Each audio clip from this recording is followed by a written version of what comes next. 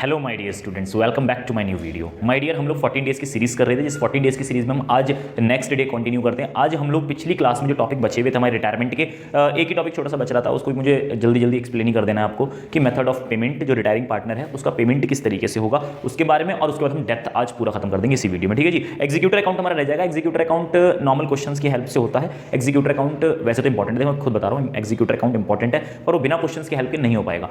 वो क्वेश्चन के लिए मैंने अपनी वीडियो बना रखी है और आपने बुक से भी देख सकते हैं। एग्जीक्यूटर अकाउंट बहुत सिंपल है, ठीक है ना। जैसा रिटायरिंग पार्टनर का अकाउंट बनता है वैसे ही एग्जीक्यूटर अकाउंट बनता है, ठीक है जी। आप उसको कर लेना, नहीं कर पाओगे तो मुझे बता देना, मैं आपको उसके अलग से एक वीडियो बना दूंगा, ठीक है जी। थोड़ा ध्यान रखिएगा। देखें जी, तो क्या है आज के टॉपिक में, method of payment of amount due to retiring partner. Retiring partner को जो अमाउंट हमें देनी थी वो अगर पूरी ना दी जाए, मतलब उसको कई बार क्या होता है कि हम एक बार पेमेंट करते हैं। मतलब पहला पॉइंट क्या है, payment of full amount in lump sum, मतलब one time payment, one time में सारा पेमेंट खत्म कर दिया। और ऐसा ही होना चाहिए कायदे में, ऐसा ही होना चाहिए। पर क्या होता है कई बार पेमेंट सारा उसे नहीं दिया, बहुत मोटा पैसा होता है और बिजनेस से एकदम पैसा चला जाएगा तो बिजनेस को बहुत तगड़ा लॉस होता है। तो इस केस में क्या होता है कि पेमेंट उसे इंस्टॉलमेंट में दे देते हैं, ईयरली इंस्टॉलमेंट में। तो क्या होता है कि जब ईयरली इंस्टॉलमेंट में दे तो एक अकाउंट तैयार करना पड़ता है उसका कि भाई जितना बैलेंस उसका रह गया। कई बार इंटरेस्ट भी कैलकुलेट हो जाता है कि हाँ भी लोन अकाउंट के नाम से डाल दो, हम लोन अकाउंट के नाम से रखेंगे और जितने दिन बाद तुम पेमेंट करोगे उतना हम ब्याज तुमसे ले लेंगे। तो जितना बैलेंस अमाउंट रहता है उसके ऊपर आपको इंटरेस्ट कैलकुलेट करना पड़ेगा। फिर जैसे ही आप एक एक करके इंस्टॉलमेंट्स देते जाते हैं, किस्तें देते जाते हैं, तो जितना बैलेंस बचता रह जाएगा उसके ऊपर नया इंटरेस्ट कैलकुलेट होगा। तो जो इंस्टॉलमेंट जाएगी, तो इंस्टॉलमेंट कैसे जाएगी,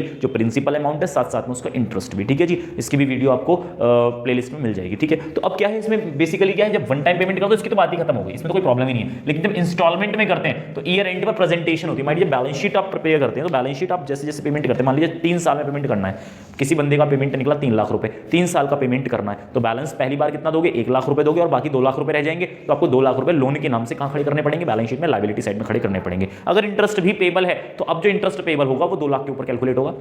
2 लाख का जो भी रेट रहा हो, मान लो 10% है तो 2 लाख का 10% हो गया आपका 20,000 रुपए। तो अब जो इंस्टॉलमेंट दी जाएगी अगले साल की वो 1,20,000 दी जाएगी। मतलब 1 लाख तो इंस्टॉलमेंट तय थी ही, सॉरी प्रिंसिपल अमाउंट तय था ही, साथ साथ में 20,000 रुपए इंटरेस्ट भी हो गया और दोनों को मिला के इंस्टॉलमेंट तैयार हो गई। अब आपने 1,20,000 का पेमेंट कर डाला, तो अब की बार जो बैलेंस शीट बनेगी उस बैलेंस शीट में लायबिलिटी साइड में आप क्या शो करेंगे, आप लोन अकाउंट शो करेंगे 1 लाख रुपए से, क्योंकि 1 लाख रह गया ना अब। और फिर अब 1 लाख के ऊपर अब इंटरेस्ट निकाले, जैसे कि मैंने कहा 10% का रेट है, तो मान लीजिए इसका 10% तो 10,000 रुपए बैठा। तो अब की बार जो पेमेंट की जाएगी वो 1,10,000 की पेमेंट करके मैटर को क्लोज कर दिया जाएगा। कोई ऐसा इशू इसमें खासा होता नहीं है, ठीक है जी। तो ये हमारा मेथड ऑफ पेमेंट होता है और इस तरीके से आप इसे कवर कर पाएंगे। अगर नहीं होता मुझे बताइएगा, इसकी मैं वीडियो अलग से बना दूंगा। और जैसा इसमें होता है वैसा ही एग्जीक्यूटर अकाउंट होता है, मतलब बिल्कुल सेम होता है एग्जीक्यूटर अकाउंट में भी। एग्जीक्यूटर अकाउंट जो होता है उसमें कुछ नई नौटंकियां नहीं होती हैं। जो आप इंस्टॉलमेंट करते हैं रिटायरमेंट के टाइम पर, सेम एग्जीक्यूटर अकाउंट उसको फॉलो करता है, तो उसमें कोई ऐसा इशू नहीं है। अगर आपको दिक्कत आती है तो मैं दोनों को ही कंबाइंड वीडियो बना दूंगा, अगर दिक्कत आपको आती है एक बार करके देखना। अब आता है डेथ के ऊपर। डेथ का मतलब क्या होता है, डेथ और रिटायरमेंट लगभग सेम से होते हैं। डेथ में भी पार्टनर फर्म छोड़ के जाता है और रिटायरमेंट में भी पार्टनर फर्म छोड़ के जाता है। दोनों ही केस में पार्टनर फर्म छोड़ गया, बस एक में क्या हो रहा है वो दुनिया ही छोड़ के जा रहा है और एक में क्या होता है कि वो फर्म को ही छोड़ रहा है, कोई दुनिया में है, मतलब कुछ व्यापार और करने लगा, ठीक है।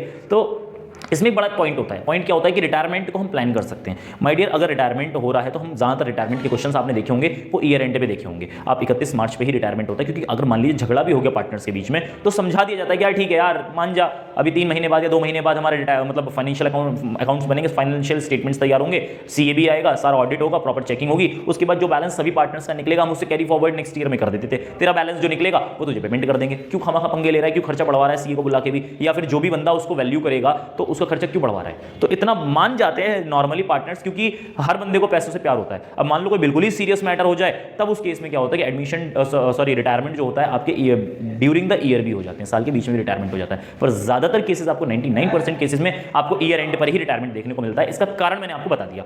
कई बार क्या होता है भाई कोई पार्टनर जिद कर रहा है, नहीं मैं तो अभी जाना चाहता हूं, तो ठीक है भैया रिटायरमेंट का जो भी खर्चा आएगा तो झेलना पड़ेगा। अगर तो झेलने के लिए तैयार है तो ठीक है हम कर देंगे ये ईयर के बीच में भी हम रिटायरमेंट। तो क्या होता है उस केस में ज़्यादातर पार्टनर मान जाते हैं। लेकिन डेथ के केस में ऐसा नहीं होता। डेथ तो रैंडम होती है, कभी भी हो सकती है, किसी पर्टिकुलर पॉइंट ऑफ टाइम पर, साल में कभी भी डेथ हो सकती है। अब यार 31 मार्च को अगर डेथ हो जाए तो ये कोइंसिडेंस होगा या फिर वहां पर मर्डर का केस होगा, क्योंकि यार डेथ प्लान नहीं की जा सकती, डेथ अचानक होती है, अनसर्टेन है वो। तो उस स्थिति में जब आप डेथ की बात करें तो उसमें अकाउंट्स आप केवल तब तक के बनाते हैं जब आप साल की शुरुआत होती है 1 अप्रैल से, और जब तक वो जिंदा रहा तब तक के ही अकाउंट प्रिपेयर होते हैं। उसके बाद के अकाउंट्स तैयार नहीं होते, क्योंकि ऐसा नहीं हो सकता कि भाई कोई अर्थी पे लेटा हुआ है, उससे कहे भाई काम कर तो अभी उठ जा, 31 मार्च में हमारी बुक्स ऑफ अकाउंट्स क्लोज होंगी तो उसके बाद हम लोग कर लेंगे। तो ऐसा तो कहा नहीं जा सकता उसको, उनको यार 31 मार्च को मर जाइए तो आराम से, ऐसा नहीं कहा जा सकता। वो डेथ हो गई तो हो गई, तो आपको उसी पर्टिकुलर डेट पे आपको कैलकुलेट करना, बस यही एक डिफरेंस होता है, ठीक है जी। तो इसमें भी एक प्रॉब्लम होती है, इसमें भी प्रॉब्लम होती है कि जो पार्टनर होते हैं ना बड़े कमीने किस्म के होते हैं। भाई मान लो ए, बी और सी 3 पार्टनर हैं, तो तीनों एक ही उम्र के आसपास के होंगे या दोस्त होंगे, कुछ भी रहे होंगे, तभी एक साथ पार्टनर बने हैं। तो यार अगर मान लो ए, बी हराम है और सी जो है वो भी उन्हीं के जैसा है, तो वो उनको डील कर लेता है। तो रिटायरमेंट में ऐसी कोई प्रॉब्लम नहीं होती। क्यों? क्योंकि उसे इंटरेस्ट लेना है या फिर इंस्टॉलमेंट में लेना है या लमसम पेमेंट लेनी है, ये सी डिसाइड कर सकता है, लड़ाई झगड़े करके सब कुछ। लेकिन जब सीड की डेथ हो गई, जब सी की डेथ हो गई, तो उसके जो बच्चे हैं, उसके कानूनी वारिस जो हैं, लीगल हेयर्स, उसको कानूनी वारिस बोलते हैं, एग्जीक्यूटर्स भी कानूनी वारिस ही होते हैं, ठीक है जी। तो लीगल एग्जीक्यूटर्स जो होते हैं, लीगल हेयर्स होते हैं, वो किस नेचर के हो सकता है वो उससे भी तेज हो, और हो सकता है ज्यादातर वो इतने तेज नहीं होते, क्योंकि उन्हें नहीं पता बिजनेस कैसे होता है। सबको पता है कि यार बिजनेस मीटिंग्स होती है, कई बार घर पे आते हैं उनके पार्टनर्स और उनको नमस्ते करें, अंकल जी नमस्ते, आंटी जी नमस्ते, इस टाइप की डीलिंग्स चल रही हैं, तो वो उनकी शर्म करते हैं। जब उनकी शर्म करते हैं तो उस केस में क्या होता है, उस केस में वो उनसे मुंहजोरी भी नहीं कर सकते, उनसे बहस भी नहीं करेंगे, नहीं यार हमें तो पेमेंट अभी का भी चाहिए। उन्होंने कहा बेटा मान जा, अभी तेरे को 31 मार्च में पेमेंट कर देंगे। लेकिन उस स्थिति में उनका परिवार टूट जाता है, क्योंकि जब किसी इंसान के घर में किसी की डेथ होती है ना, तो वैसे तो मैं ये ऐसे शब्द बोलने नहीं चाहिए, लेकिन हकीकत बात यह है कि जब किसी भी फैमिली में अगर किसी की डेथ होती है, तो अगर कमाने वाला बंदा चला जाए तो उसकी फैमिली के ऊपर एक पहाड़ टूट पड़ता है। मतलब इतना बुरा हाल होता है कि उसकी फैमिली अब गुजारा कैसे करेगी। उसके राशन का खर्चा भी है, दूध का खर्चा भी है, अगर रेंट पर रहते तो किराया भी जाना है, दुनिया भर के खर्चे हैं। उस वक्त उन्हें सबसे ज़्यादा हेल्प करता है तो क्या, फंड्स। इसीलिए एलआईसी कराई जाती है। एलआईसी किसी इंसान को जिंदा थोड़ी ना करती है, आप बीएसटी में भी पढ़ते होंगे कि एलआईसी किसी को जिंदा थोड़ी ना करती है, वो एश्योरेंस ही देती है। इंश्योरेंस नहीं होता है एलआईसी। आप कहते हैं एलआईसी लाइफ इंश्योरेंस कॉर्पोरेशन, वो इंश्योरेंस नहीं है, वो एश्योरेंस है। मतलब वो एश्योर करते हैं कि हाँ भैया ठीक है, अगर कोई दिक्कत होती है तुम्हारे जाने के बाद आपकी फैमिली को हम इतनी पर्टिकुलर अमाउंट दे देंगे। उस पर्टिकुलर अमाउंट से किसी की जिंदगी वापस नहीं आती, पर वो 6 महीने जो होते हैं, लगभग 6 महीने तो मान के चलो, जब किसी की डेथ होती है 6 महीने काटने भारी पड़ जाते हैं। वो 6 महीने फंड्स की बहुत जरूरत होती है, तो उस टाइम पर एलआईसी हो गई, बाकी सब जो भी बॉन्ड्स वगैरह हैं, वो पेमेंट पहुंचा देते हैं, ताकि उस पर्टिकुलर जो बुरा समय है वो बुरा समय निकल जाए। यही डेथ का एक सबसे बड़ा पॉइंट होता है। तो अगर पार्टनर की डेथ हो गई है और अगर उसको पेमेंट नहीं दी जा रही, जो कि पेमेंट देनी चाहिए, अगर उसको पेमेंट नहीं दी जा रही है, तो उसके जो लीगल हेयर्स हैं उनके ऊपर कितना बड़ा पहाड़ टूटेगा, कितना ज्यादा परेशान हो जाएंगे। तो उस स्थिति में सेक्शन 37 बनाया गया। ये वाला सेक्शन बनाया गया इसीलिए बनाया गया ताकि उन पार्टनर्स पे, जो रिमेनिंग पार्टनर, उन पे शिकंजा कसा जा सके, बाकी जो जाति ना हो उनके साथ, जो लीगल हेयर्स हैं, समझ में आती है, उनके साथ कोई भी जाति ना हो पाए। तो अब हम पढ़ते हैं क्या है, तो ध्यान रखिएगा सेक्शन 37 हो जाए या पूरा डेथ, सारा का सारा ही कवर्ड है हमारे एक्ट के तहत, और एक्ट इस पे नजर भी रखता है, सबसे ज्यादा नजर इस पे रखता है। क्यों? उसे पता है किसी भी कानूनी वारिस का जाति होने ना पाए। तो डेथ के बारे में क्या कही गई बात कि व्हेन पार्टनर डाइज, जब कोई पार्टनर मरता है, his heirs are entitled to the amount due and the rights which are retiring partner has. Retiring partner के पास जो भी राइट्स थे वो सारे के सारे राइट्स किसके पास चले जाएंगे, उनके कानूनी वारिस के पास। ठीक है जी, ये बात आपको क्लियर होनी चाहिए। रिटायरमेंट कैन बी प्लान्ड, इसको प्लानिंग की जा सकती है। यहां भी चल ठीक है 31 मार्च के बाद हम आपके साथ काम नहीं करेंगे।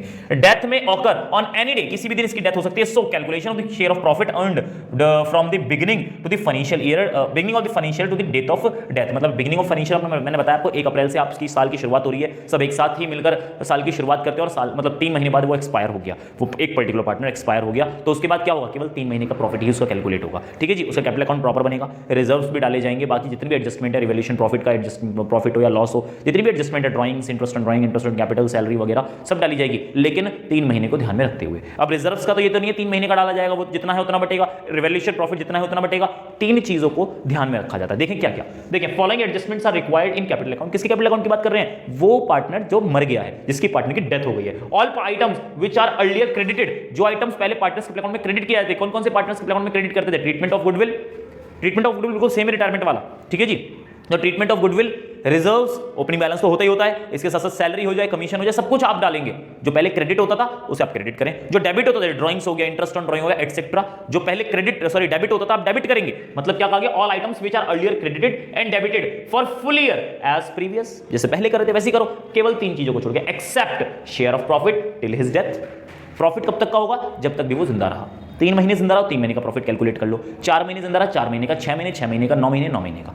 अगर वो पूरे साल जिंदा रहा, वैसे तो किसी तरह से होते नहीं है, पूरे साल रहा तो ऑब्वियसली पूरे साल का नहीं लेगा। अब यहाँ एक बड़ा इशू होता है कि यार प्रॉफिट कब पता चलता है, प्रॉफिट तो ईयर एंड पे ही पता चलेगा। अब डेथ हो गई है अभी, तो उस केस में क्या होता है, क्वेश्चन में दिया हुआ होगा आपको कि आपको 3 साल का एवरेज लेना है प्रॉफिट का, या फिर 2 साल का एवरेज लेना है, और अगर कुछ नहीं बता रखा तो आप पिछले साल का प्रॉफिट ही एज्यूम कर लेंगे कि इस बार भी यही प्रॉफिट रहा है। आपको उसी हिसाब से बाइफरकेट करना है। मान लीजिए आपको 3 महीने का प्रॉफिट चाहिए, तो पिछले साल का जो भी प्रॉफिट रहा है आप उस प्रॉफिट को 12 से डिवाइड करें और मल्टीप्लाई कर दे 3 से, आपको प्रॉफिट मिल जाएगा। लेकिन कई बार क्या होता है कि क्वेश्चन में साफ साफ कहते हैं 3 महीने 3 साल का एवरेज ले लेंगे। जब 3 साल का एवरेज लेंगे तो 3 साल का प्रॉफिट भी दे रखा होगा। जब 3 साल का आपको प्रॉफिट दे रखा है, 3 साल का प्रॉफिट जोड़ो, डिवाइड करो 3 से, एवरेज मिल गया। ये एवरेज प्रॉफिट पूरे साल का है। अब आपको इसको कन्वर्ट करना है 3 महीने में, मतलब आप इसको 12 से डिवाइड करके 1 महीने का निकालो, फिर मल्टीप्लाई कर दो 3 से, आपका आंसर आपके सामने होना चाहिए। समझ में आती है बात? तो वही कहा गया share of profit till his death, interest on capital till his death. जब वो डेथ हो गई उसकी कैलकुलेशन होनी तो इंटरेस्ट ऑन कैपिटल भी तब तक ही दिया जाएगा, सैलरी हो जाएगा, कमीशन हो तो वो भी कहां तक का, उसकी डेथ तक का। समझ में आती है बात? इतनी सी नॉर्मल कैलकुलेशन थी। अगर सब कुछ सही चलता है तो इतनी सी नॉर्मल कैलकुलेशन की जाती है, लेकिन पार्टनर तो कमीने होते हैं, वो मानते नहीं है,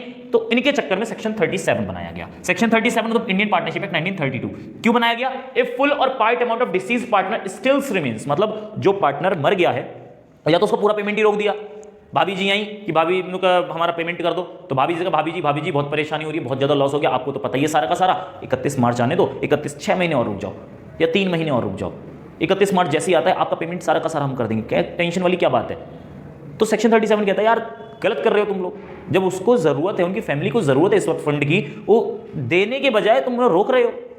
तो सेक्शन 37 कहता है ठीक है कोई दिक्कत नहीं है, तुझे 31 मार्च को देना दे 31 मार्च को, पर साथ साथ में वही अमाउंट नहीं देगा कि भाई अपने आप को साफ सुथरे तरीके से वही अमाउंट पकड़ा दे, वो अमाउंट नहीं देगा, उसके साथ साथ में कुछ और भी देना पड़ेगा। क्या देना पड़ेगा उसी के बारे में बात करते हैं। क्या? ए फुल और part amount of deceased partner stills remains to be paid to legal heirs या फिर executors of deceased partner, they in addition to the amount, जो अमाउंट पेबल है वो तो देनी है, इसके एडिशन में और भी देना है। क्या? Will receive higher of the following. क्या? इन दोनों में जो भी ज्यादा है, मान लो बिजनेस को लॉस हो रहा हो तो थोड़ी ना लॉस में शेयर होगा उनका, उनकी गलती थोड़ी ना थी, वो तो अपना पैसा मांगने आए थे, तुमने तो नौटंकी करी है तो ब्याज दो। कितना ब्याज दोगे? 6% के हिसाब से, जितने भी तुमने पैसा रखा है उनका, 6 महीने रखा है 6 महीने का ब्याज दो 6% के हिसाब से, 3 महीने रखा है 3 महीने का ब्याज दो, 9 महीने रखा है तो 9 महीने का ब्याज दो, जितने भी दिन तुमने रखा है उतना ब्याज दो। पहली बात। दूसरी बात क्या? Share of profit of balance due, जो भी बैलेंस बचता है उसके ऊपर आपको क्या करना पड़ेगा? शेयर ऑफ प्रॉफिट देना पड़ेगा, मतलब outstanding amount of deceased partner, जो भी आउटस्टैंडिंग बैलेंस है डिवाइड करो कैपिटल ऑफ ऑल पार्टनर्स, मतलब वो जो बचे हुए पार्टनर वो तो है ही है, साथ साथ में डिसीज पार्टनर को भी इसमें इंक्लूड करो और मल्टीप्लाई किससे करो? प्रॉफिट ड्यूरिंग दैट पीरियड, उस पर्टिकुलर टाइम का जो भी प्रॉफिट हुआ है, मतलब 9 महीने में से मैंने एग्जांपल लिया कि 3 महीने बाद डेथ हो गई थी, तो 9 महीने का जो भी प्रॉफिट रहा होगा, कमाया तो होगा, उस प्रॉफिट के हिसाब से आप इसे डिस्ट्रीब्यूट करो। भाई साहब ज्यादातर तो प्रॉफिट ही ज्यादा होता है, तो इन दोनों में जो भी ज्यादा होगा आप वो देंगे, मतलब अमाउंट तो देंगे ही देंगे, साथ साथ में जो भी ज्यादा होगा आप वो पेमेंट करेंगे। मान लीजिए बिजनेस को लॉस हो रहा है या फिर प्रॉफिट बहुत कम हो रहा है, तो उस केस में तब भी कोई प्रॉब्लम नहीं है, कम से कम इतना तो मिलेगा ही मिलेगा, कम से कम इतना तो मिलेगा ही मिलेगा, इससे नीचे नहीं जाएगा, ज्यादा हो सकता है इससे नीचे नहीं जाएगा, तो आप उस हिसाब से कैलकुलेट करेंगे, मतलब हायर, इन दोनों में से हायर ऑफ दीज 2 आइटम्स। ठीक है जी, इन दोनों में से जो भी ज्यादा होगा आप वो देंगे। इसका वीडियो जो है क्वेश्चन का मैंने डिस्क्रिप्शन बॉक्स में इसका लिंक डाल दूंगा, प्लेलिस्ट में प्रॉपर मैंने बना रखी है इसकी वीडियो भी। तो मेरे ख्याल से आपको ये वीडियो पसंद आया होगा। माय डियर, हमारा आज यहां पर डेथ भी ओवर होता है। नेक्स्ट वीडियो में मैं आप लोगों के साथ डिसोल्यूशन को पूरी तरीके से खत्म करूंगा, उसके हमारे जितने भी स्टेप्स हैं उन्हें थॉरली कवर करेंगे और उन्हें पूरी तरीके से एक ही वीडियो में फिनिश करेंगे, फिर हम कंपनी के ऊपर आएंगे। ठीक है जी, मिलते हैं अगली वीडियो में। Thank you very much, have a nice day.